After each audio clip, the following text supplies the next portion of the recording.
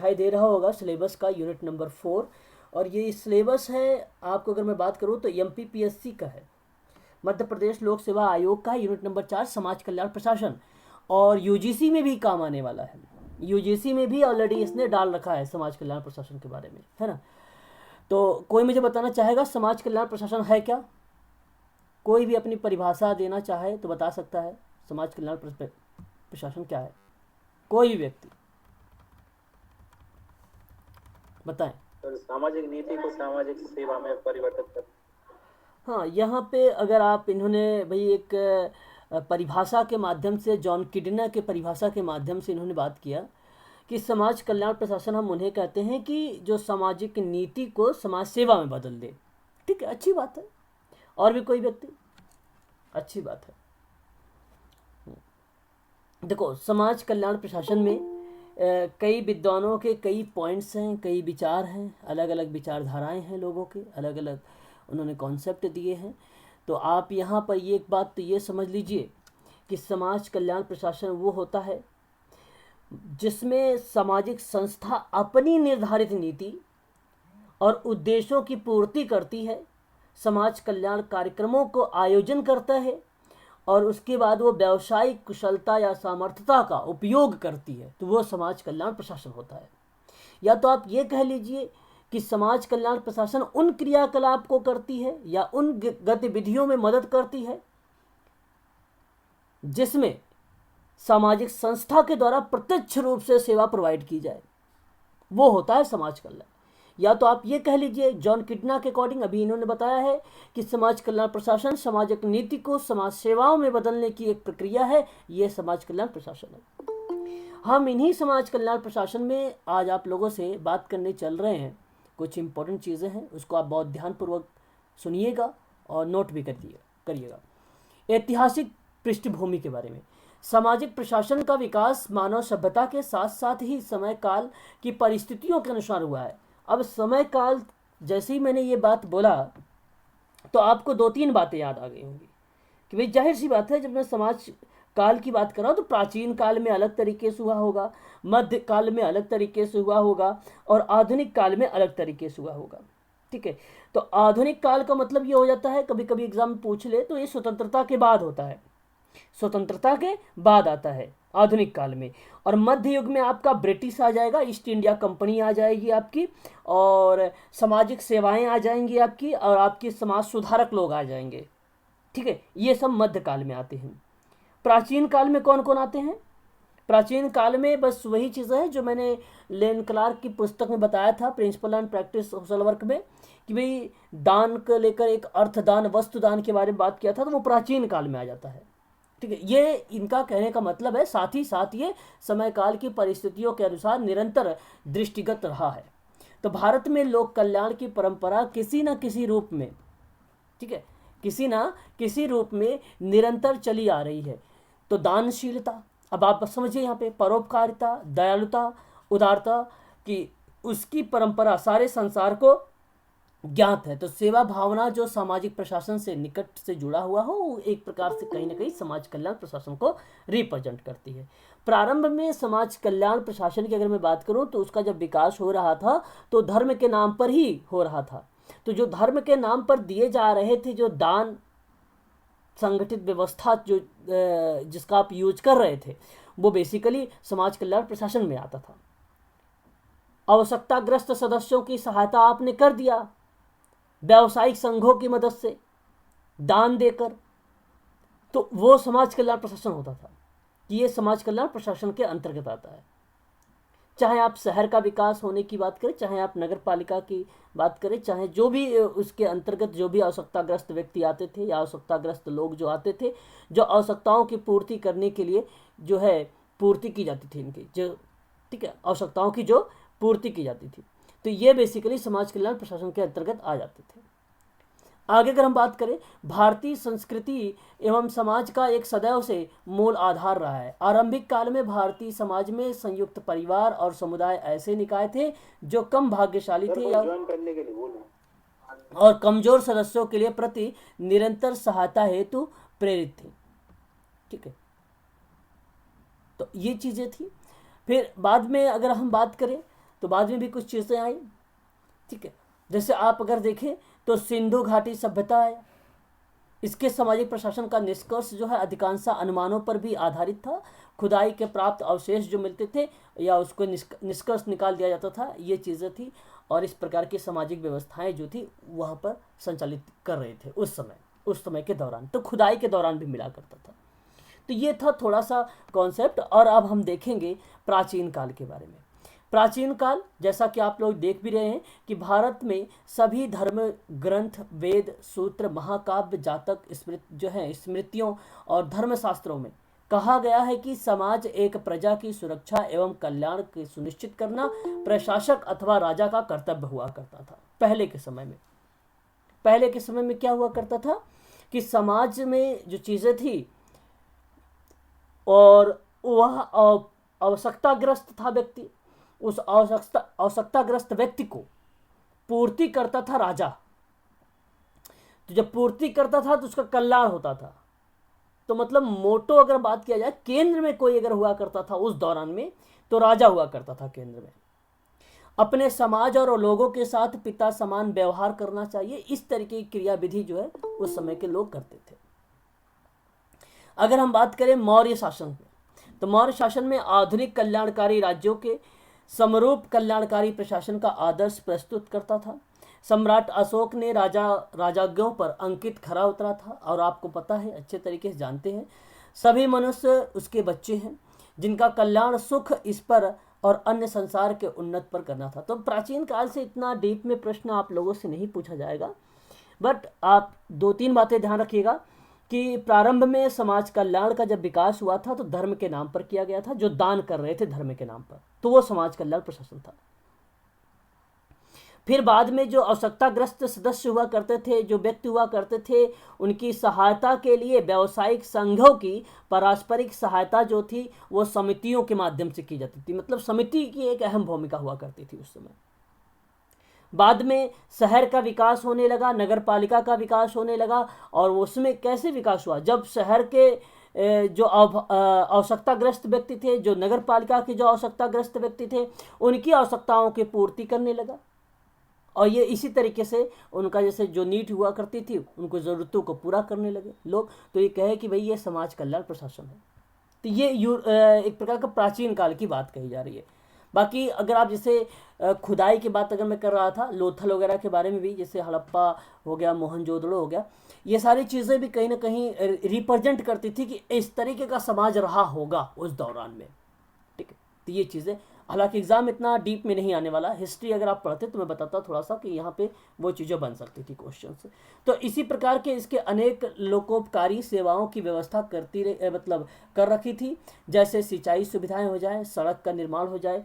फिर उसके बाद अगर हम बात करें रास्तों पर आश्रय, ठीक है, रास्तों पर आश्रय की बात हो। फिर उसके बाद अगर हम बात करें यहाँ पर प्रदान करने हेतु वृक्षों का रोपण, खुदाइयों कुओं की खुदाई, ठीक है।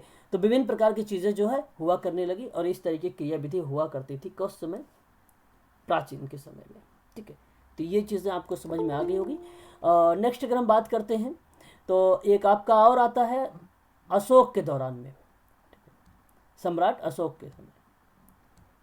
एक मिनट, मैं ज्वाइन के लिए बोल रहा है। हाँ, समाज कल्याण प्रशासन में हम लोगों ने देखा इतनी इतनी चीज़ें कि ये होती है समाज कल्याण प्रशासन में। फिर उसके बाद आपको अगर हम बात करें, प्राचीन काल में ही एक कौटिल्य का नाम आप लोगों ने सुना होगा। ये अर्थशास्त्र है, एक अर्थशास्त्र राजनीतिक शास्त्र हुआ करती थी उस दौरान पे। ये कौटिल्य की एक पुस्तक है, बहुत ही फेमस पुस्तक है। और इन्होंने कहा है कि सामाजिक प्रशासन के उन अवयवों का उल्लेख किया है जिनमें प्रशासन के लोक कल्याणकारी राज्यों की प्रकृति को स्पष्ट करता है। कोई मुझे बताना चाहेगा कि ये किन अवयवों के बारे में बात कर रहे हैं समाजशास्त्र की पुस्तक, अर्थशास्त्र की पुस्तक में? ठीक है, बता सकता कोई? कौटिल्य की अर्थशास्त्र की पुस्तक में सामाजिक प्रशासन के उन अवयव, वहाँ बताइए क्या कह रहे हैं? कौटिल्य ने जो राजनीतिक शास्त्र के बारे में इसमें बताया है, अर्थशास्त्र की पुस्तक है सर। ये तो इस तरीके से समाज को चलाया जा सकता है। इन्होंने एक प्रकार का, अगर हम बात करते हैं कौटिल्य की, तो कौटिल्य की जो अर्थशास्त्र की पुस्तक थी, इसमें इन्होंने विभिन्न प्रकार के जो है भूमिका के बारे में बताया है। पहले महामात्र हुआ करते थे, है ना। अब जो है प्रधानमंत्री, अब राष्ट्रपति के रूप में आते हैं, महामात्र के रूप में। प्रधानमंत्री थे, उनका भी जिक्र अपने अर्थशास्त्र के बुकों में किया है, राजा के रूप में, ठीक है। सेना के बारे में भी रिप्रेजेंट किया है, जैसे सैनिक हैं उनके बारे में रिप्रेजेंट किया था। तो इन अवयवों के बारे में, ऐसे ऐसे प्रशासन के रूप में, सामाजिक प्रशासन के उन अवयवों के बारे में जिक्र किया था समाजशास्त्र में कौटिल्य ने, समाजशास्त्र बार बार बोल रहा हूँ मैं, अर्थशास्त्र में कौटिल्य ने इन सारे शब्दों का प्रयोग किया था। बात समझ में आ गई अर्थशास्त्र के बारे में। तो ये अवयव था, बल्कि प्रशासन के रूप में ये चीज़ें थी, सामाजिक प्रशासन के रूप में, है ना। ये चीज़ें आप थोड़ा सा ध्यान रखेंगे। आगे अगर हम बात करते हैं तो यहाँ बेसिकली जो था अर्थशास्त्र में, वो था धन का अध्ययन, मनुष्यों के कार्यों के बारे में बात करना था, ठीक है। क्रमबद्ध ज्ञान को, उन विषय को शास्त्र कहा जाता था उस समय, कि जहाँ पे मनुष्य अर्थ संबंधी कार्यों और क्रमबद्ध ज्ञान होना आवश्यक होगा, तो वहाँ पे उसको हम अर्थशास्त्र कहेंगे। ये इस तरीके की बातें बताई गई थी अर्थशास्त्र में। तो अर्थशास्त्र का मतलब इकोनॉमिक्स वाला अर्थशास्त्र नहीं है, ये राजनीति वाला अर्थशास्त्र है, ठीक है। इसे आप खासकर ध्यान रखेंगे, ठीक है। चलिए आगे बढ़ते हैं। और फिर कहा गया कि प्रशासन एवं राज्य जो होंगे, निर्धन, गर्भवती महिला, नवजात शिशु, अनाथों या वृद्ध या अशक्त। अशक्त का मतलब वही था कि निशक्त व्यक्ति, और निराश्रित और प्राकृतिक विपदा से पीड़ित व्यक्तियों को सहायता प्रदान करना। तो इस तरीके की क्रियाविधि जो है बेसिकली हमें अर्थशास्त्र में देखने को मिली थी। ये चीज़ें बताने की कोशिश की जा रही है उस समय के दौरान में, कौटिल्य के समय में, ठीक है। आगे अगर हम बात करते हैं तो मौर्य काल के बाद गुप्त सम्राट युगों की जो है एक सामाजिक प्रशासन के संदर्भ में स्वर्णिम युग आया। स्वर्णिम का मतलब एक प्रकार का स्वर्ण युग कहा गया। और इस युग में सामाजिक प्रशासन के द्वारा लोकहित के कार्य हुए थे, जैसे अस्पतालों में सबको निःशुल्क औषधि होनी चाहिए, भोजन और अन्य सुविधाएं प्राप्त होनी चाहिए, ठीक है। ये चीज़ें कही गई थी कहाँ पर, तो थोड़ा सा इसको फोकस करिएगा, क्योंकि आप सबके अभी एग्ज़ाम भी होने वाले हैं यूजीसी वाले बच्चों के लिए। तो ध्यान से सुनिए इन सारे शब्दों को, कहीं कहीं एलिगेशन में प्रश्न बनेंगे तो आपको कैसे सही लगाने हैं उन प्रश्नों को। तो मौर्य काल, जब गुप्त काल आया तो उस समय सामाजिक प्रशासन के बारे में कहा गया कि भाई स्वर्ण युग है ये, और ये लोकहित का काम करता था। अस्पताल बनाए गए और उस अस्पताल में सभी को निःशुल्क औषधि हुआ करती थी, इलाज हुआ करता था उसमें। फिर हर्ष जी का काल आया, हर्षवर्धन का काल आया, तो भिक्षुक गृह, विश्राम गृह, नालंदा विश्वविद्यालय जो राज्य के द्वारा संचरित ज्ञान और सर्वोत्तम केंद्र माना गया, जो विदेशों से भी विद्यार्थियों के लिए आकर्षित करते थे। तो एक प्रकार से ये तक्षशिला वगैरह के बारे में जो आप बात सुनते हैं, नालंदा विश्वविद्यालय की बात जो सुन रहे हैं आप, है ना, जो अगर हम बात करें दानवीर नागरिकों के बारे में बात सुन रहे हैं आप, है ना, जल स्थानों के बारे में बात सुन रहे हैं, तो ये सभी हर्ष के काल में हुए थे, हर्ष काल में। तो अब आपको अगर कभी विश्वविद्यालय वगैरह मेंशन करे तो आप ऐसे मत कर देना कि ये गुप्त काल में आया है, गुप्त सम्राट में आया। नहीं, गुप्त सम्राट में नहीं आया है ये। अगर विश्वविद्यालय तक्षशिला वगैरह के बारे में बात होती है तो ये आपका आया है किसमें, हर्ष काल में आया है। तो ये बात आपको ध्यान रखना होगा, ठीक है। आगे बात कर लेते हैं हम लोग। यहाँ पे देखिए पुरातन काल में विभिन्न शासक थे जो सामाजिक प्रशासन से संबंधित सेवाओं की एक व्यष्टि। चीनी यात्री थे फायान, जो है युवान, चित्रांग और यूनसांग और वृत्तांगों से, मतलब ये कुछ लोग आए हुए थे, विभिन्न प्रकार के शासक थे उस समय दौरान के आए हुए थे। तो ये लोगों की भी भूमिका थी सामाजिक प्रशासन में। इन लोगों ने कुछ विचार दिए थे, कुछ आइडियाज़ दिए थे कि किस तरीके से सामाजिक जो है लोकतंत्र को चलाया जा सकता है, ठीक है। इस तरीके की क्रियाविधि हुआ करती थी, है ना। चलिए आगे बात करते हैं। अब हम बात करेंगे मध्यकाल के बारे में। मध्यकाल क्या था, मध्ययुगीन काल के बारे में अगर हम बात करें तो यहाँ पे राजपूत, सुल्तान, मुगल के सामाजिक प्रशासन का एक शासन प्रतिनिधित्व होता है। पहली चीज़ तो ये आपकी आएगी मध्यकाल में। और राजपूत शासक वैयक्तिक लूटमार, राजकोष को अपनी निजी संपत्ति, अपनी इच्छाओं और तृष्णाओं को पूरा करने में नष्ट कर दिया था, ठीक है। इनमें से कुछ एक ने कलाओं और साहित्य का संरक्षण प्रदान किया, बाकी सामाजिक प्रशासन एवं व्यवस्था के स्तर में असफल कहे गए। तो अलग अलग लोग थे अलग अलग तरीके से लोग अच्छे। इसी समय में अगर हम बात करें तो काफ़ी लोग थे, एलिजाबेथन फ्राई वगैरह नाम आता है, जोसेफिन बटलर का भी नाम आता है, ये समाज सुधारक थे।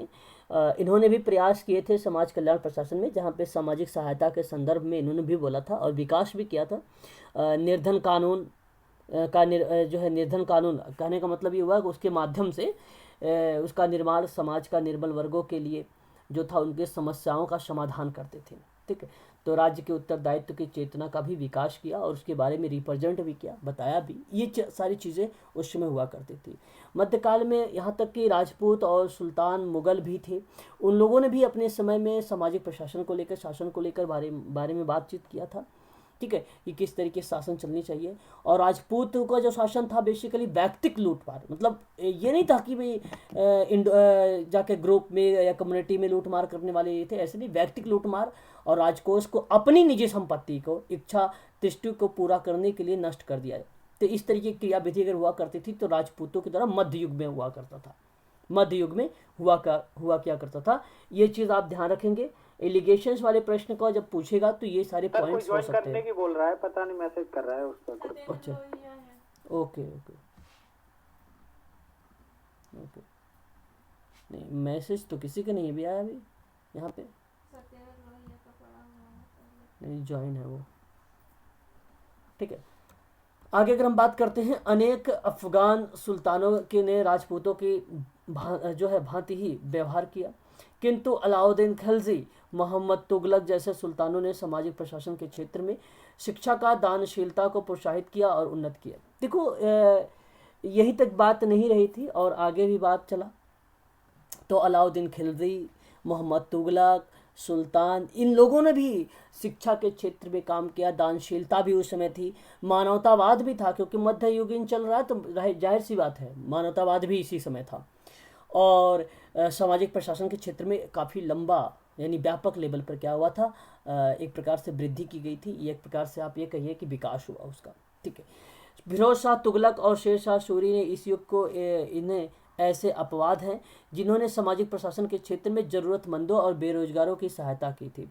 ठीक है, तो कहने का मतलब ये हुआ कि बेसिकली दानशीलता का, शिक्षा का क्षेत्र तो था ही था, प्लस में अगर मैं बात करूँ तो मानवतावाद तो था ही था, लेकिन एक अपवाद के रूप में आया कि सामाजिक प्रशासन के क्षेत्र में ज़रूरतमंदों को लेकर। अब ये ज़रूरतमंद जो आते हैं ना, ये बेसिकली आधुनिक में आते हैं, इनकी सहायता, इनकी जो है क्या करना है, इनकी आवश्यकताओं को पूरा करना है। बेरोजगारी को अगर हम कहें तो इनके बारे में भी, तो इन दोनों की जो क्रियाविधि हुआ करती थी, ये एक आधुनिक काल का बात है। ये एक अपवाद है कि ये दोनों लोगों का नाम मिलता है, फिरोज शाह तुगलक का और शेर शाह सूरी का। ठीक है, तो ये दोनों नाम भी आप लोग खास कर ध्यान रखेंगे, शेर शाह सूरी के बारे में और फिरोज शाह तुगलक के बारे में। ठीक है, निर्धन जो थे मुसलमानों की कन्याओं के विवाहों की व्यवस्था भी किया था और सभी वर्गों के लिए अस्पताल की स्थापना भी की थी शेर शाह सूरी और फिरोज शाह तुगलक ने। दोनों का कार्यकाल अच्छा खासा था। शेर शाह सूरी को न केवल क्षुद्र मतलब एक प्रकार का सुदक्ष प्रशासकी ही था, बल्कि सामाजिक न्याय प्रणाली था। ठीक है, ऐसी भी चीज़ें आप इसको ध्यान रखेंगे। ठीक है, और आगे अगर हम बात करें तो इन्होंने कहा कि बल्कि सामाजिक व्यवस्था में प्रजा के कल्याण का आदर्श प्रशासन भी कहा गया। कृषि, सड़क, जीटी रोड, पुल आदि का निर्माण हुआ, जनहित में इसका निर्माण करवाया गया। ठीक है, और अस्पताल, भिक्षुगृह को, सुंदर बाग का निर्माण करवाया गया। ठीक है, तो ये भी चीज़ें आप देख सकते हैं, कहीं ना कहीं समाज कल्याण प्रशासन को ही ये रिप्रेजेंट कर रहा है। ठीक है, समाज कल्याण प्रशासन को ही बता रहा है ये। ठीक है, चलिए आगे हम बात कर लेते हैं अब। और फिर बता रहा है आपसे कि जिसके कारण आज भी शेर शाह सूरी के प्रारंभिक कल्याणकारी राज्य की स्थापना हुई और आज भी इसे याद किया जाता है। आप सबको अच्छे तरीके से पता होगा, शेर शाह सूरी न केवल सुदक्ष प्रशासन ही किया, बल्कि सामाजिक न्याय प्रणाली में भी अपना काम किया, सामाजिक व्यवस्था में भी काम किया इसने। कृषि, सड़क, पुल आदि जैसे का निर्माण भी करवाया। अस्पताल, भिक्षुगृह, सुंदर बाग का भी निर्माण करवाया था, है ना। तो ये चीज़ें भी हमें थोड़ा सा ध्यान रखना पड़ेगा शेर शाह सूरी के बारे में। मुगल शासक के बारे में बात करें अगर हम, अकबर का योगदान रहा इसमें, है ना। प्रशासन में क्षेत्र में जो है महत्वपूर्ण स्थान रहा। निर्धन माता पिता, ठीक है, और उनकी पुत्रियों का विवाह के लिए कर दहेज का अनुदान करना, अकाल पीड़ित लोगों के लिए मध्य खाद्यान्न का वितरण करना, प्राकृतिक विपदा से ग्रस्त लोगों के लिए कर्ज आदि, ये चीज़ें भी देखने को हमें मिली थी, ठीक है। और भी नाम आते हैं, विभिन्न प्रकार की चीज़ें आ जाती हैं, हमें देखने को मिल जाता है मध्य में। अगर हम बात करते हैं ब्रिटिश काल में भी, तो ब्रिटिश काल में देखिए सामाजिक प्रशासन भी रहा है। इसमें दो भागों में डिवाइड कर दिया गया था। एक पहला था ईस्ट इंडिया कंपनी, दूसरा था आपका ब्रिटिश ताज, ठीक है। ये दो नाम ध्यान रखना आप सभी लोग कि ब्रिटिश काल को जो है सामाजिक प्रशासन में दो भागों में डिवाइड किया गया था। एक भाग बताया गया कि ईस्ट इंडिया कंपनी का प्रशासन बताया गया, दूसरी चीज़ बताई गई थी ब्रिटिश ताज, ठीक है, के द्वारा जो है प्रशासन को संभालना। तो ये बातें भी हमें थोड़ा सा ध्यान रखना पड़ेगा। आगे अगर हम बात करें तो यहाँ पे पहले ईस्ट इंडिया कंपनी के बारे में देख लेते हैं। ईस्ट इंडिया कंपनी की स्थापना कब की गई, कौन बताएगा भाई? ईस्ट इंडिया कंपनी की स्थापना कब की गई? 1600 में की गई थी, ठीक है, शाबाश। ईस्ट इंडिया कंपनी का जो स्थापना की गई थी 31 दिसंबर 1600 ईस्वी में किया गया था। और उस समय अगर हम बात करें तो ब्रिटिश राज था, ठीक है। तो हालांकि ये बात थी कि ब्रिटिश की एक महारानी थी जो भारत के साथ व्यापार करने के लिए 21 सालों तक की छूट दी थी इन्होंने। बाद में कंपनी ने भारत में लगभग 21 सालों तक, मतलब जाहिर सी बात है रहा, 21 साल से ज़्यादा ही होगा, है ना, और सभी क्षेत्रों में अपना सैनिक और प्रशासनिक आधिपत्य 20 साल के लिए देते थे। और 1833 में एक अधिकार बढ़ा दिया था, 1831-33 में बिल्कुल बंद कर दिया था। पहले 1813 तक था एक अधिकार, फिर उन्होंने चाय और अफीम पर रह गया था और 1833 में बिल्कुल समाप्त कर दिया था। तो ये सारी चीज़ें हैं, ये देखने को हमें मिलती हैं, ठीक है। तो ईस्ट इंडिया कंपनी से अगर कोई चीज़ पूछता है आप लोगों से तो आप 2-3 बातें याद रखिए कि कंपनी की जो बनाई गई 1600 में बनाई गई थी, और ब्रिटेन की महारानी थी प्रथम एलिजाबेथन, आपको पता होगा। और ईस्ट इंडिया कंपनी ने एशिया में कारोबार जो है इसका खुली छूट थी, एक प्रकार से आप ये पॉइंट याद रखें ईस्ट इंडिया कंपनी के बारे में। और अगर हम पढ़ें तो यहाँ पर कह रहा है कि इसका प्रमुख उद्देश्य उसके द्वारा विजित प्रदेशों से संगठित करना या उनका विस्तार करना, प्रशासनिक व्यवस्था का प्रबंधन करना, सामाजिक प्रशासन की ओर इसका ध्यान बहुत कम था, ठीक है। वारेन हॉस्टिंग ने पहली बार घोषित किया था कि सामाजिक प्रशासन एवं जनहित के लिए उन्नत कार्य करना और सरकार का दायित्व। तो ये क्रियाविधि बेसिकली ईस्ट इंडिया कंपनी में हुआ करती थी, ठीक है। फिर आपको ये भी पता होगा सर चार्ल्स वुड, नाम किसी ने सुना है, बताइए जरा। सर चार्ल्स वुड, हाँ नहीं सुना आप लोगों ने भी? अरे बहुत ही फेमस, हाँ बहुत ही। चार्ल्स फोर्ड एक स्कीम आई थी सर। चार्ल्स फोर्ड एक इनकी स्कीम के बारे में अगर हम बात करें तो एक वही थी डिस्पैच, जिसको हम सभी लोग कहते हैं, 1854 में, ठीक है, घोषणा पत्र था इनका। तो ये चीज़ें थी, ये काफ़ी फेमस है, ये एग्ज़ाम में प्रश्न बन सकता है यहाँ से, तो मैं आपको बता देता हूँ अगर प्रश्न बनेगा भी तो किस तरीके से बन सकता है आप लोगों को।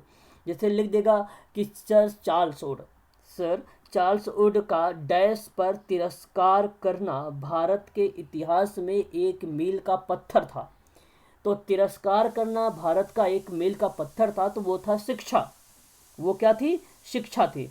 तो जो सर चार्ल्स वुड थे वो शिक्षा पर तिरस्कार भारत के इतिहास का एक मील का पत्थर माना था, क्योंकि भारत में अंग्रेजी सीखने और महिला शिक्षा का प्रसार करने के लिए ये पेश किया था इसने अपना डिस्पैच। तो वुड का तिरस्कार लॉर्ड डलहौजी के द्वारा शुरू भी कर दिया गया था और शैक्षिक सुधारों के लिए एक हिस्सा बना था ये, और लॉर्ड डलहौजी के पास भेजा गया था 1854 में। कब भेजा था इसने? चार्ल्स वुड ने 1854 में भेजा था, 1854 में भेजा था। आप इसे नोट कर लेंगे, है ना। और वुड का जो इस पे सुझाव दिया गया था, इसमें दिया गया था कि प्राथमिक विद्यालय को अनिवार्य भाषा अपनानी चाहिए। पहली बात तो इसमें एक बात ये लिखी गई थी।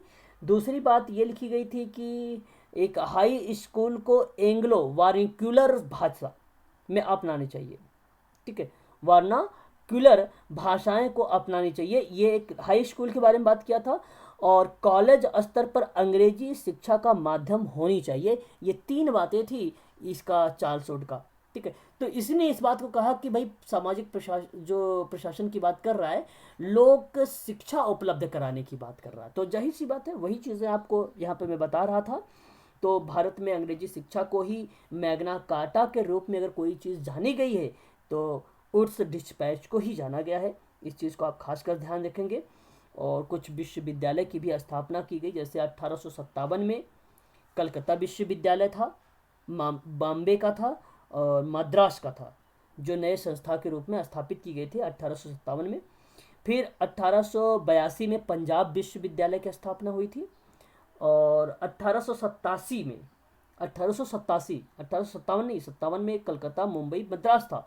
और 87 यानी 87 में इलाहाबाद विश्वविद्यालय की स्थापना हुई थी, जिसमें अंग्रेजी शिक्षा का प्रचार किया गया था। शिक्षा विभाग सभी प्रांतों के लिए स्थापित किए गए थे। ये चीज़ें बेसिकली वहाँ पे लाए गए थे। फिर बाद में कहा कि सामाजिक कार्य की, जैसे सती प्रथा पर प्रतिबंध है और विधवा पुनर्विवाह पर प्रतिबंध है। ठीक है। तो हालांकि सती प्रथा पर प्रतिबंध 1529 और विधवाओं का पुनर्विवाह की अनुमति 1856 पारित हुए 2 अधिनियम। तो ये चीज़ें हमें देखने को मिली थी ईस्ट इंडिया कंपनी के प्रशासन में। 2 चीज़ें थी यहाँ पर। ठीक है, चलिए इतना तो समझ में आ गया होगा आप लोगों को। बताइए जरा एक बार, समझ में आ गया आप लोगों को? तो फिर आगे चलिए, और सबको पूछ लो सर। हाँ आप लोग ध्यान से सभी लोग इस चीज़ को समझते चलिए, है ना। इंपॉर्टेंट चीज़ें बता रहा हूँ। और नेक्स्ट पॉइंट पे बात करेंगे हम लोग, ब्रिटिश ताज द्वारा प्रशासन। तो इसमें बेसिकली क्या था, ईस्ट इंडिया कंपनी के द्वारा 1857 में ब्रिटिश ताज की शक्ति जो है हस्तांतरण के पश्चात सामाजिक प्रशासन के निम्न कार्यों की श्रेणी में डिवाइड किया गया था। देखो, आप सभी लोग जानते हैं कि ब्रिटिश भारत में प्रशासनिक विकास की अगर कोई बात होती है, जिक्र होती है, तो 1858 से लेकर 1947 के बीच की होती है हाँ। और भारत शासन अधिनियम आप सबको पता होना चाहिए कि 1858 में संपादित किए गए थे। और इस अधिनियम में बताया गया कि भारत की सरकार जो है क्षेत्र में राजस्व ईस्ट इंडिया कंपनी की से ब्रिटिश ताज को हस्तांतरित करे। अर्थात कंपनी का शासन भारत में ब्रिटिश ताज के द्वारा जो है एक प्रकार से स्थापित का मतलब प्रतिस्थापित करना, या एक प्रकार से उसको स्थापित करे। फिर भारत में ब्रिटिश ताज की शक्तियों का प्रयोग सेक्रेटरी ऑफ स्टेट द्वारा होने लगी। तो ये बातें बेसिकली भारत शासन अधिनियम 1858 या आप 1857 भी इसको बोल सकते हैं। ठीक है, बात दोनों एक ही होगी, कोई अलग नहीं है। ठीक है, तो ये चीज़ें थी उपमहाद्वीप पर। ठीक है, ब्रिटिश द्वारा शासन था। ठीक है, और ये था 1858 से लेकर 1947 के बीच में था। अब अगर हम बात करें कि सीधे ब्रिटेन के नियंत्रण में था, तो आमतौर पे जाहिर सी बात है उसका उपयोग बेसिकली वही लोग कर रहे थे, है ना, ब्रिटिश लोग ही कर रहे थे। और ब्रिटिश लोग में अगर हम बात करें तो इसमें जैसे अगर हम कहें इंडिया ही था हमारा पहले, है ना, तो एक इंडिया का ब्रिटिश ताज हुआ करता था, एक फ्लैग हुआ करता था। उसके अंतर्गत बेसिकली आपका इंग्लैंड का आता था और पाकिस्तान का और इंडिया का, तीनों का था। ठीक है, 3 चीज़ें थी उस समय। आगे अगर हम बात करते हैं, सर म्यांमार भी था सर। अच्छा म्यांमार भी था, ओके हाँ, चलो अच्छा म्यांमार भी रहा होगा। तो ये 3 चीज़ें आप इसे ध्यान रखेंगे, म्यांमार को भी। ठीक है, नहीं आप कहीं सार्क जो है अन्य देशों के हिस्से के बारे में बात तो नहीं कर रहे हैं क्या? भारत, पाकिस्तान, बांग्लादेश, बर्मा, यमन, नहीं ऐसा तो नहीं। चलो अच्छा ठीक है, म्यांमार को भी आप उसको ज्वाइन कर सकते हैं। ठीक है, हाँ ये बर्मा, ओके सॉरी बर्मा। ठीक है, तो ये नमून में जब 1857 की क्रांति हुई ना, बहादुर शाह जफर को भेजा था, हाँ, उन्हीं के अंडर में था जब। हाँ, अच्छा चलिए। फिर सामाजिक सेवाएं आई। तो अब इन्होंने कहा कि ब्रिटिश सरकार को सामाजिक प्रशासन के क्षेत्र में जनोपयोगी जैसे रेल, सड़क और सिंचाई, शिक्षा, जन स्वास्थ्य, आवास आदि का विस्तार हुआ और व्यापक जो है बनाने का श्रेय जाता है। तो सामाजिक सेवाएं बेसिकली अगर बात करें, ब्रिटिश सरकार को सामाजिक प्रशासन के क्षेत्र में जनोपयोगी तरीके से भूमिकाएं निभाई है। तो जैसे आपको पता होगा कि रेल किसके समय में आया है, रेल किसने चलाया है, कोई बता सकता है मुझे? पहली बार रेल किसने चलाया? रेल का मतलब ट्रेन, हाँ, ट्रेन लाट डलहौजी के उसमें चलाया था, थाना बम्बई के बीच में। थाने और बम्बई के बीच ला- में, हाँ। हाँ। लाट डलहौजी तब वो था, तब वो गवर्नर था। उसके बाद 1860 में आ गया था बहुत सारा लॉर्ड कैनिंग बने थे पहले, ठीक जिनके है। साथ सीधा रानी के हाथ में सीधी सत्ता चली गई थी। उन्होंने रेगुलेट किया था 1872 में। अच्छा। तो ये है कि भारत में जो रेलवे का सबसे पहली ट्रेन चलाई गई थी 18वीं शताब्दी में ही चलाया गया था। तो देश में पहली रेल 16 अप्रैल 1853 को मुंबई से बोरीबंदर स्टेशन, जिसको आप थाने बोल रहे हैं, ठीक है, जो छत्रपति शिवाजी टर्मिनल से थाने के बीच में चलाई गई थी। और लगभग इसमें 400 यात्री जो थे सफ़र भी किए थे। उसमें 400 यात्री, 34 किलोमीटर लगभग इसका सफ़र हुआ था। ठीक है। तो इसी तरीके से सड़क है, सिंचाई है, शिक्षा है, जन स्वास्थ्य है, आवास है, आदि चीज़ों का भी विस्तार होने लगा था धीरे धीरे। ठीक है। ब्रिटिश में उस समय, ब्रिटिश ताज में। आगे अगर हम बात करते हैं, शिक्षा को प्रोत्साहित भी किया है, निजी उपकरण के सरकारी अनुदान प्रणाली को जो है एक प्रकार से उत्प्रेरित भी किया। और जन स्वास्थ्य के क्षेत्र में शाही आयोग 1859 में जो भारतीय सेना के स्वास्थ्य दशाओं का भी परीक्षण करने के लिए हेतु उसकी नियुक्ति की गई। और उसने नागरिक जनसंख्या के स्वास्थ्य को सुधारने हेतु भी सिफारिश की थी। भारत सरकार अधिनियम 1935 आप सबको पता होगा, जन स्वास्थ्य और चिकित्सकीय शिक्षा के प्रशासन पर व्यवस्थापन हेतु प्रांतों का स्वायत्तता प्रदान भी की गई। ठीक है। तो कहने का मतलब ये हुआ यहाँ पर कि शाही आयोग 1859 में लाया गया, और जो भारतीय सेना थी उसके स्वास्थ्य दशाओं पर परीक्षण करने के लिए नियुक्ति किया गया था शाही आयोग को लेकर। इसी वजह से जन स्वास्थ्य का क्षेत्र में भी काम किया है इसने। जैसे अभी रेल के बारे में आप जाने हैं, ठीक उसी तरीके से अगर स्वास्थ्य के बारे में जाने तो शाही आयोग था 1859 में, जो भारतीय सेना के स्वास्थ्य दशाओं पर परीक्षण करने की बात किया करता था। और उसने नागरिक जनसंख्या के स्वास्थ्य को सुधारने के लिए सिफारिश भी की थी। ठीक है।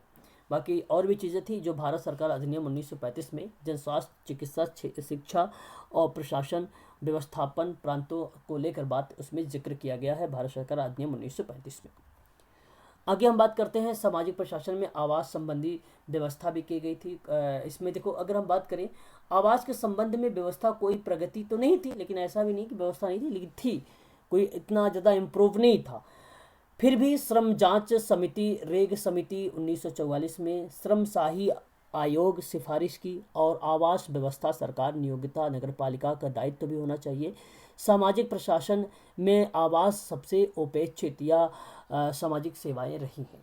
तो ये चीज़ें भी हमें देखने को मिली थी। थोड़ा सा सामाजिक प्रशासन भी कहीं ना कहीं आवास में भी उतना अग्रसर तो नहीं रहा, इम्प्रूवमेंट उतना नहीं रहा। लेकिन समिति अगर हम बात करें, या श्रम जांच की अगर हम बात करें 1944 में, या श्रम शाही आयोग की बात करें, तो उसमें कुछ आवासों के बारे में जिक्र किया गया था। समाज सुधार के बारे में आप लोगों को भली भांति तरीके से पता है, समाज सुधारक कौन कौन से हैं। कोई मुझे बताना चाहेगा समाज सुधार में क्या चीज़ें थी? समाज सुधार,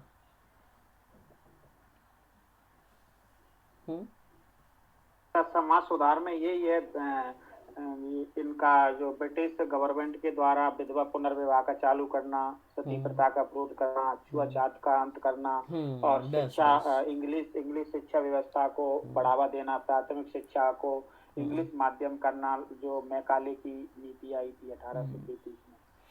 तो 19वीं सदी में क्या हुआ कि भाई भारत का नवजागरण की जो प्रवृत्तियां का दौर चल रहा था, उनमें समाज सुधार आंदोलन की संज्ञा दी गई, और संस्थानों की संगठनों को धार्मिक और समाज सुधार के माध्यम से वैज्ञानिक और आधुनिक वैचारिक प्रवृत्तियों पर स्थापित किया गया था इसको।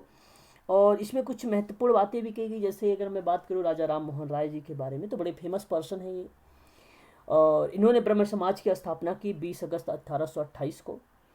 मानव विवेक, वेद, उपनिषद, ज्ञानात्मक पक्ष के आधार पर बनाकर इसको एकेश्वरवाद की उपासना की, और मूर्ति पूजा का विरोध किया, पुरोहितवाद का विरोध किया, अवतारवाद का खंडन किया, और आदि उद्देश्य थे इसके, बहुत सारे उद्देश्य थे, जिसे आगे चलकर ब्रह्म समाज के नाम से भी इसे जाना गया।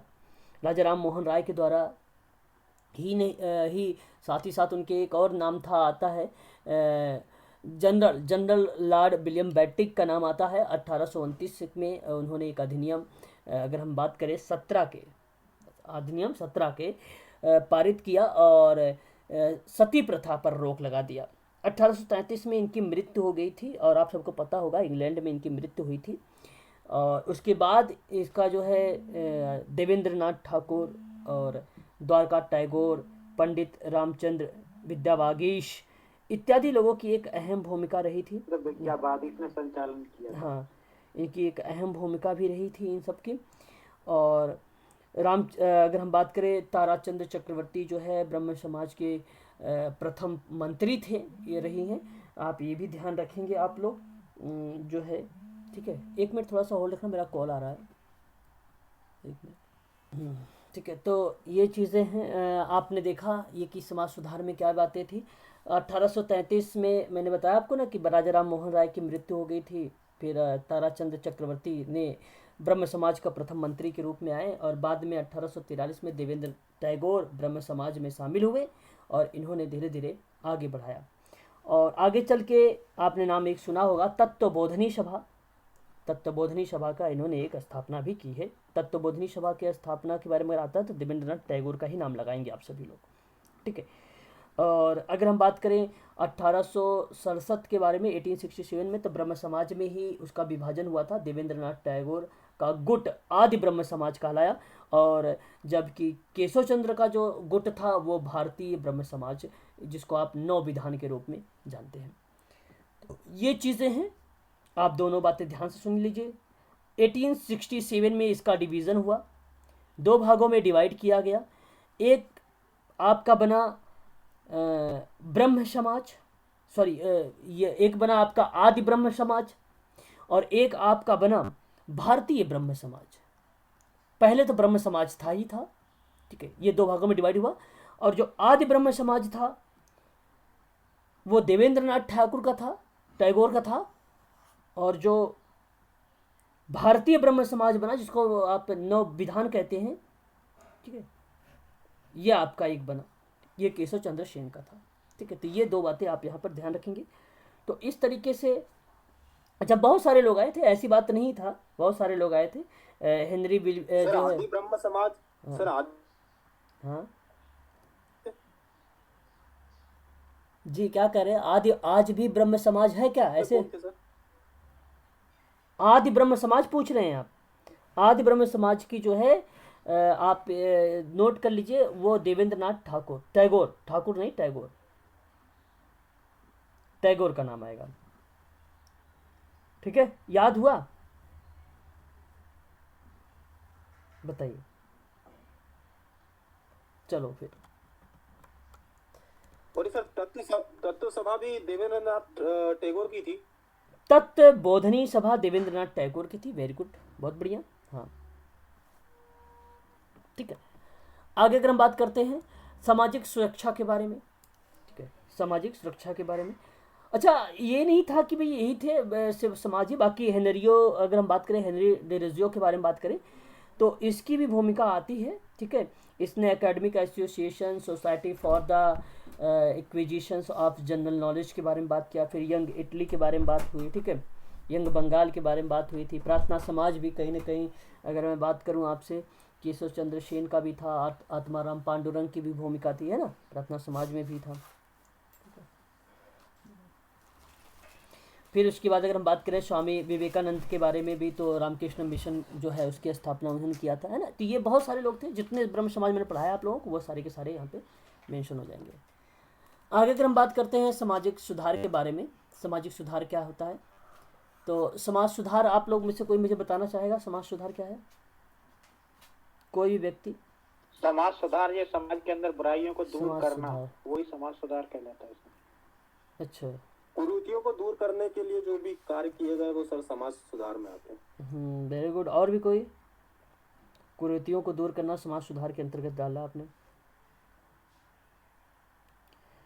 समाज के अंदर जो नकारात्मक कुरीति है सर। हाँ, आप ये कह लीजिए कि समाज सुधार जो है एक प्रकार के जो निगेटिव कार्य हैं उन कार्यों को हमें दूर करना है और हमें पॉजिटिव कार्य करने हैं, सकारात्मक कार्य करने हैं। जैसे आप नव जागरण का शुरुआत कर रहे हैं। और सर, शारदा कानून जो आया था 1929 में, जी, हरबिलास शारदा उनका नाम था। किस संदर्भ में था सर वो शारदा कानून? विवाह के पॉइंट ऑफ व्यू से था। पुनर्विवाह था क्या सर उसमें? नहीं नहीं, विवाह नहीं, उसमें कम उम्र में भी शादी कर दिया जाता था। तो उसको पहले की आयु रखी गई थी 14 वर्ष लड़की की और 16 वर्ष लड़के की उम्र रखी गई थी। उसको हटाना था, ठीक है सर। उसको हटाना था। आगे अगर हम बात करते हैं कि सामाजिक सुधार में सामाजिक प्रशासन को लेकर औद्योगिकीकरण में आगमन के श्रमिकों के दुर्घटना, मृत्यु, वृद्धायु, बेरोजगार आदि के जनित अयोग्यताओं के कारण क्षतिपूर्ति, कार्य के समय नियमन, कार्य के करने के लेकर संतोषजनक दशा थी। औद्योगिक जो है सुरक्षा आदि के रूप में सामाजिक प्रशासन को लेकर व्यवस्था की आवश्यकता का एक अनुभव किया गया। कहने का मतलब सामाजिक सुधार क्या था कि वही चीज़ें थी कि हमें भाई जो बुराइयां हैं, जो कुरीतियां हैं, जो असामाजिकता फैली हुई है समाज में, उसको दूर करना है। तो उसके लिए जाहिर सी बात है पहले आपको प्रशासन बनाना पड़ेगा, ठीक है। तो श्रमिकों की दुर्घटना को लेकर भी था, मृत्यु को लेकर भी था, वृद्धायु को लेकर भी था, बेरोजगारी से भी था, क्षतिपूर्ति को लेकर भी था, कई चीज़ें थी। इसके लिए देखिए आप यहाँ पर देखेंगे तो आपके अधिनियम देखने को मिल रहे हैं। एक फैक्ट्री कानून आया था 1922 में, सामाजिक सुरक्षा से संबंधित था। एक श्रमिक क्षतिपूर्ति कानून आया था 1923 था। क्षतिपूर्ति वही है जैसे अगर कोई व्यक्ति कारखाना में काम कर रहा है और उसके हाथ पैर में चोट लग गई तो उसकी क्षतिपूर्ति कौन करेगा? ये श्रमिक करेगा। अच्छा, कारखाना ही नहीं, किसी अगर मान लीजिए आप विद्यालय में हैं, किसी में मान लीजिए आप हॉस्पिटल में हैं, संजोगवश या किसी प्राकृतिक की वजह से आपको अगर चोट लगती है तो उसकी देख रेख आपका जो है कंपनी करेगी, कारखाना करेगी। वही है श्रमिकों की देखभाल, ठीक है। 1923 का आया। फिर भारतीय ट्रेड यूनियन आया 1926 में, ये भी पारित किया गया। तो ये भी बेसिकली सामाजिक सुधार ही था, ठीक है। तो कुछ थे, ऐसे नहीं थे, कुछ आर्टिकल्स थे, सॉरी जो है अधिनियम एक्ट लाए गए थे जो सामाजिक सुरक्षा में काम करते थे, ठीक है। ये चीज़ें थी। आगे अगर हम बात करते हैं तो समाज कल्याण को लेकर बात करते हैं। समाज कल्याण क्या था?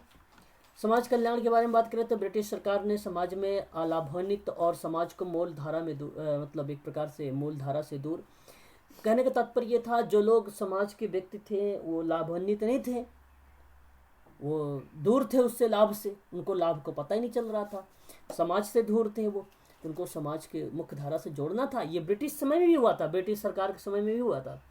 अनुसूचित जाति के चाहे लोग हों, चाहे अनुसूचित जनजाति के लोग हों, चाहे पिछड़ी जाति के लोग हों, ठीक है, इन सब को भी इसमें मेंशन किया गया था, जोड़ा गया था। तो ये चीज़ें भी आप हमें क्या करना है, ध्यान रखना होगा, ठीक है। तो अप्लाइड प्रश्न जो आते हैं आप लोगों से यहीं से पूछे जाएंगे, बाकी यहाँ से फैक्ट नहीं आएगा। फैक्ट मैं आपको बता चुका हूँ, जो फैक्ट आने वाला है मैं बताऊँगा भी। आज के कोई महत्वपूर्ण कार्य नहीं किया, मतलब इससे इनके परिप्रेक्ष्य में था और कोई पर्टिकुलर ऐसा कार्य नहीं था कि जो स्पेसिफिक उनके लिए बनाया जाए और उसके लिए कोई अधिनियम कानून वगैरह लाया जाए, ऐसा कुछ नहीं था। शैक्षिक सुविधाओं की व्यवस्था की गई और फिर काफ़ी देर बाद 1944 में जब केंद्रीय सरकार ने पिछड़ी जातियों की शिक्षा के लिए विशेष व्यवस्था की, देसी रियायत और ट्रावनकोर, कोचीन, मैसूर, बड़ौदा में पिछड़े वर्गों के उत्थान के लिए समाज कल्याण के उपाय चलाए गए। निःशुल्क था, शिक्षा पुस्तक थी, भरण पोषण था, आर्थिक सहायता थी, ऐसी सारी चीज़ें को जो है शुरुआत किया गया था। तो ये था समाज कल्याण को लेकर। स्वतंत्रता के बाद भी सामाजिक प्रशासन में कुछ अहम भूमिका रही हैं। जैसे अगर आप देखें 15 अगस्त 1947 को जो है भारत स्वतंत्र हुआ। 26 जनवरी 1950 को एक नया संविधान लागू किया और स्वतंत्रता के बाद भारतीय संविधान में सामाजिक प्रशासन के मूलभूत परिवर्तन हुए। सामाजिक प्रशासन के प्रबंधन में क्रियान्वयन हेतु अखिल भारतीय और राज्य सेवाओं का विस्तार हुआ। प्रशासन के उत्तरदायित्वों के कर्तव्य को बढ़ाए गए। ये सारी चीज़ें थी। तो स्वतंत्रता के बाद भी सामाजिक प्रशासन में एक अहम भूमिका निभाई गई है ना। तो जैसे अगर नागरिक के सामाजिक, आर्थिक, राजनीतिक और उसके विचार, उसके स्वतंत्रता इत्यादि चीज़ों पर ध्यान दिया गया और भेदभाव को दूर किया गया, समानता की चीज़ें की गई कि क्वालिटी की बात की जाएगी। इस तरीके की क्रियाविधि स्वतंत्रता के बाद जो है सामाजिक प्रशासन में स्टार्ट हो गई, ये सारी की सारी चीज़ें। तो ये भी आप लोगों को ध्यान रखना पड़ेगा कि क्या क्या चीज़ें स्वतंत्रता के बाद आई है और जो आज अब वही चीज़ें हैं जो आप सामाजिक और आर्थिक, राजनीतिक, विचार अभिव्यक्ति और विश्वास, पूजा की स्वतंत्रता, जाति, लिंग, वर्ग, धर्म आदि के विभेद को निषेध करते हुए समानता का प्रदान करता है। ये एक प्रकार का कृत्रिम संकल्प लिया। इस तरह की क्रियाविधि हुई थी स्वतंत्रता के बाद सामाजिक प्रशासन। तो ये एक इम्पोर्टेंट पॉइंट था एलिगेशन से लेकर या निष्कर्ष पर आपसे पूछा जा सकता है, ऐसी चीज़ें आ सकती है। प्रशासन एक सामाजिक परिवेश के बारे में बात कर रहा है। यहाँ पर एक प्रकार का इकोलॉजी ऑफ पब्लिक एडमिनिस्ट्रेशन की एक पुस्तक है ये पुस्तक के रचयिता कौन है ये आप थोड़ा सा ध्यान रखेंगे। मैं आप लोगों के लिए कल कुछ समाज कार्य के जो जितनी पुस्तक हैं उन पुस्तकों पर कुछ प्रश्न लेकर आऊँगा, और वो वही पुस्तकें के प्रश्न लेकर आऊँगा जो 2004 से लेकर 2020 तक प्रश्न पूछे गए हैं। ठीक है, उन पे मैं आप लोगों के लिए कल प्रश्न लेकर आऊँगा कुछ पुस्तक पर। ठीक है, कम से कम 30-35 क्वेश्चंस होंगे आपके लिए।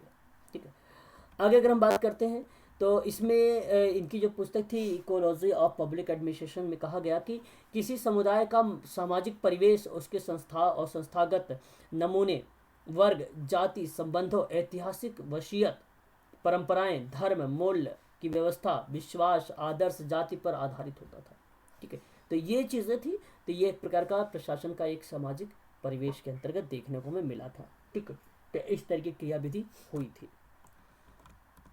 और हम आगे निकला, बाकी यहाँ पे कुछ ऐसी चीज़ें नहीं है जो मैं आपसे चर्चा करूँ, है ना। जो इम्पोर्टेंट चीज़ें हैं मैं आपको बता देता हूँ, आप उसे ध्यान से एक बार देख लीजिए। हम एक बार बात कर लेते हैं कि समसामयिक परिवेश में एक सामाजिक प्रशासन है। इसमें जो है शासन और समाज प्रशासन के स्वरूप का जो परिवर्तन हुआ है, इसके कुछ विशेषताएं हैं। हम उसको एक एक करके थोड़ा सा देख लेते हैं क्या क्या चीज़ें हो सकती हैं। जिससे में अगर हम बात करें तो यह एक सामाजिक स्थान या क्षेत्र है जहां तर्क और ज्ञान के आधार पर निर्णय लिए जाते हैं या विकल्प बनाए जाते हैं। वह एक प्रकार के समसामयिक समाज कार्य प्रशासन में या समाज कल्याण प्रशासन में एक अहम भूमिका निभाती है। आगे अगर हम बात करते हैं कि समाज के सदस्यों के किसी भेदभाव, धर्म, जाति, लिंग आदि के बिना उन्मुख रूप से जोड़ना, तो कहने का मतलब ये हुआ कि आप किसी धर्म के साथ, किसी जाति के साथ, किसी लिंग के साथ आप भेदभाव नहीं करेंगे, ऐसी क्रियाविधि बताने की कोशिश किया जा रहा है समाज कल्याण प्रशासन में। आप लोग देख रहे हैं समसामयिक घटनाओं के संबंध में। आगे अगर हम बात करें कि यह किसी भी प्रकार का राज्य और शक्ति पर आधारित सत्ता, सत्ता का मतलब क्या होता है? अधिकार। सत्ता का मतलब क्या होता है? अधिकार। अधिकार से स्वतंत्र होने की भी बात करता है, तो ये भी आपके पॉइंट सही हो जाएगी। और सभ्य समाज और मूलभूत पहचान है यह है कि समाज वैधानिकता के दायरे में स्वतंत्रता प्राप्त और स्वयं संगठित समूहों को परिपूर्ण होता है। तो ये भी एक प्रकार की जो है समसामयिक घटनाओं के संबंध में समाज कल्याण प्रशासन है। ठीक है, अब उसके बाद शासन के समय में एक सुशासन की अवधारणा दी गई और एक प्रशासन में ई शासन की अवधारणा दी गई। थोड़ा सा सुशासन समझ लीजिए और ई शासन समझ लीजिए, आपका ये टॉपिक समाप्त हो जाएगा। आगे अगर हम बात करते हैं सुशासन क्या है। शासन एक प्रक्रिया है, जबकि सुशासन विश्लेषण युक्त शब्द है, अपने आप में कुछ मूल्यों को समेटे हुए है। सुशासन को प्रजातांत्रिक ढांचे में दक्ष और प्रभावी प्रशासन से जोड़ता है। तो आप दक्ष का मतलब ये समझे कार्य से, ठीक है, कार्य और उसके प्रभावी शासन या प्रशासन से जोड़ता है तो वो सुशासन होता है, सिंपल शब्द में। ठीक है, अगर हम आगे बात करें तो कह रहा है कि इसका यह उद्देश्य जनक या विकासोन्मुखी प्रशासन के समान है, जो कि जन सामान्य की बात कर रहा है, उसकी गुणवत्ता में वृद्धि करने की बात, मतलब लोगों का, जितने लोग हैं समाज में सबकी गुणवत्ता की बात कर रहा है, उसका विश्लेषण करके उसको समाज की मुख्य धारा से जोड़ रहा है। ऐसा शासन जिससे जन सामान्य की सुविधाएं बढ़ सके, उसके जीवन में सुधार हो सके, उसके विकास व आगे बढ़ने में समान अवसर और उचित परिवेश प्राप्त हो, भयमुक्त हो, भेदभाव रहित हो, उच्च मानवीय मूल्य हो, समाज की रचना हो, उसे हम बोलते हैं सुशासन। मतलब निगेटिव काम को नहीं करना है, सकारात्मक काम करना, सुशासन होगा, बस सिंपल शब्द में। ई प्रशासन क्या होता है, कोई बताएगा मुझे? ई प्रशासन प्रौद्योगिकी से है। अगर हम बात करें शासन और प्रशासन में सूचना प्रौद्योगिकी का एक समन्वित प्रयोग जो होता है, जहां शासन और प्रशासन में सूचना प्रौद्योगिकी का समन्वय होता है, कोऑर्डिनेशन जब होता है, तो उसका प्रयोग ई प्रशासन में होता है। ई प्रशासन एक ऐसी अवधारणा है जो केवल सरकारी तंत्र से संबंधित नहीं है, बल्कि राजनीतिक, सामाजिक, आर्थिक, सांस्कृतिक, तकनीकी, अन्य जैसे आयोग से शामिल है। तो समझ में आ गया होगा कि राजनीतिक, सामाजिक, आर्थिक और सांस्कृतिक, तकनीकी के आयोगों में शामिल है, उसको हम बोलते हैं ई शासन, ई प्रशासन। ठीक है। तो किसी भी संगठन और सामाजिक तंत्र के विविध पक्षों को नियंत्रित, विकसित, पोषित, समावेश और समन्वित रखने के क्रम में सूचना प्रौद्योगिकी का प्रयोग किया जाता है। तो इसी को हम बोलते हैं ई प्रशासन। ठीक है। तो ये चीज़ें थी, तो इतनी ही चीज़ें हैं और आप लोगों को यही चीज़ें ध्यान रखना है। ठीक है। आगे हम बात करते हैं सामाजिक प्रशासन का वर्गीकरण के रूप में। इसको विभाजित किया गया है। अगर हम बात करें अंतर्राष्ट्रीय स्तर पर, संयुक्त राष्ट्र ने अन्य संगठनों के माध्यम से प्रजातांत्रिक देशों में इसके कल्याण को लेकर बात किया है। ठीक है। तो अगर हम बात करें तो देखिए, तो यहाँ पे अगर कह रहा है कि भारत में समाज कल्याण के कार्यों को लेकर प्राचीन काल से ही शैक्षिक आधार पर ही बना रहा था, उसी समय बन रहा था, और उस दौरान में कल्याण योजनाओं को लेकर कुछ प्रशासनिक वर्गीकरण के रूप में इसको डिवाइड कर दिया गया था, सामाजिक प्रशासन को। जैसे में अगर हम बात करें तो यहाँ पे आप देखें, एक कह रहा है आपसे कि अंतर्राष्ट्रीय समाज कल्याण प्रशासन, ये आपका डिवाइड था एक।